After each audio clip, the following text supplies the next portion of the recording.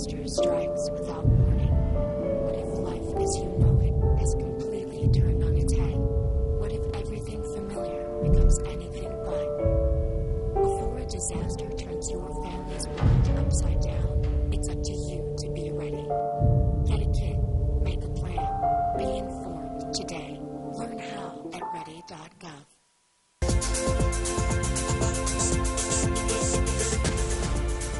Hi, we're back on 30 Minutes to Better Health, being joined by local legendary podiatrist Dr. Tony Giordano, and this lovely young lady is Maddie, tremendous softball player, soccer player, tremendous speed as well. And before we forget, whoever the Eisenhower track coach is, you already have 3 of your sprinters. They're already lined up. The parents have already talked. You got Livy over here, you got Maddie, and there's a Sarah that's not with us, but they're both light. All 3 are lightning, so we just need one more fast kid. So if you're out there and you're going to go to Eisenhower and you're going in the 6th grade, let us know. We need an anchor light, but this is one of them right here. And Maddie does have tremendous speed, a lot of speed on this team. We have hitting too, Sophie, I'm looking at again, Bailey over here, Vic, can really club the ball in the older age group. But Maddie is quite active. She does a lot of softball, has played a lot of soccer over the years, and she's complained with, well, show Dr. Giordano some of the thing in the shin that you had. You said you had some discomfort before. Yeah, sometimes after a game it just is kind of sore right there. What is the most likely diagnosis of somebody like Maddie or even an adult? Yeah, that is the very typical symptoms of shin splints. A lot of people have heard it. Exactly what is it? Well, there's a couple. There's primarily 3 things that can cause pain along the shin. 2 of them are really rare. One of them is called compartment syndrome, and that doesn't happen very much. And another one is just a frank stress fracture, which we see, but once again, it's rare. Shin splints are very common, and kind of the new term for shin splints is called medial tibial stress syndrome. The tibia is the big bone in the leg, and the reason why this pain happens along the shin is something that we see a lot is if someone's a runner, they're very active, and they have an over-flattening of the foot, so their arch drops down. It's called pronation. So if you're an overpronator, the muscles that insert onto the front of the leg bone or the shin bone, and these are all the extensor muscles that help lift up our ankle or pick up our toes.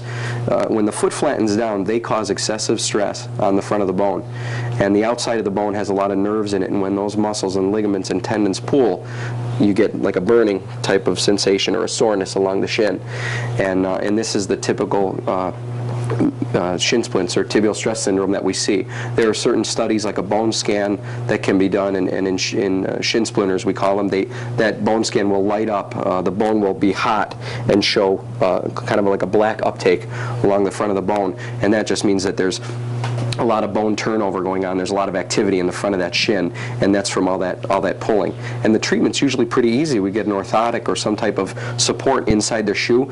We get that arch up, and those muscles don't pull as much onto the front of the bone, and this usually resolves. Well, let's say a scenario, let's say a fantasy scenario. Here, Maddie shows up in your office. Maddie's little sister, by the way, was on a prior segment we did, little Ellie, and did a great job.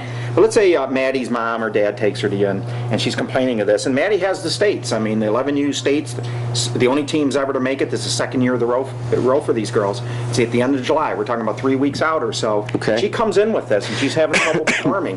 What are we looking at? I mean, this kid needs to play. I mean, the whole year is geared for this in 3 weeks. What is she looking at? What are we going to do for her? Yeah, usually, I mean, a lot of times because she's such a competitive athlete, we'll try to get them to perform in that event 3 weeks away.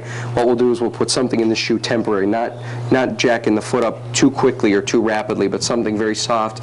We'll get them on a bunch of anti-inflammatories and some warm, moist compresses and a little bit of stretching. They'll usually be able to do it. We'll get them to that event. We'll get them through it with very minimal discomfort, and then after that we'll cast them for a custom foot orthotic, something that goes in the shoe that's made just for them, almost like glasses, a prescription just for you, and then we'll slowly work into that in their off season so that when they get back in for the next season, it won't happen again. Yeah, it's hard to keep her down, as you can tell, all the little scrapes. Oh yeah. Yeah, she doesn't take much time off. And, yeah, right now, battle scars. Battle scars, and she's battle proven as well. Yeah. Well, Dr. Giordano, we'll take a little break. Thank you. Thanks, Maddie. Good luck in the States. Thank you. You guys Best got a of luck. strong team ahead of you. Her father's one of the coaches as well, and we'll be right back.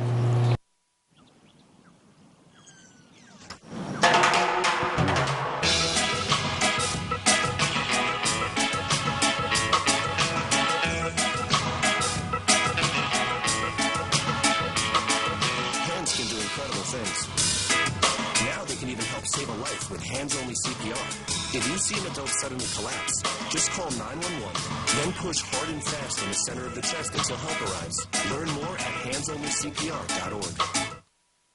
Hi, we're back on 30 Minutes to Better Health and joined by Bailey of the 11U All-Star team, one of the power hitters, I might add. And again, Dr. Tony Giordano, one of one of the area's best podiatrists. Well, thank you. Shelby foot and ankle at 23 foot and ankle, yep. And Bailey, it's amazing how many kids, when we thought of this segment, how many softball players, soccer players with Maddie and Soph and Vic with soccer as well. Olivia came to you with a playground injury. Yep. It's amazing how many foot issues happen with young kids. Absolutely. And Bailey herself, she was up here, she's one of the All-Stars, and we were going to use her foot, and little did we know she had the problem that we're going Absolutely, to yeah. Bailey, why don't you mention to Dr. Giordano where you were hurting? Right around this area right here. Back of the heel. Yeah. Yeah. Okay, can you show on the model exactly for the people? Yeah, she's probably, we talked a little bit earlier, and a very common cause of heel pain in skeletally immature kids is what's called calcaneal apophysitis. That's a big word for inflammation of the growth plate in the back of their heel. This is kind of right in the back. Kids will typically get, can I borrow your foot for a second? Mm-hmm. Kids that are very active and have a real tight Achilles tendon if they don't stretch. Which is down here. Right. Okay. The Achilles tendon will come down and pull a little hard on the back of the heel. And this isn't a problem for you and I because our heel bone is fused. It's one bone. But in her, it's two, really, still. She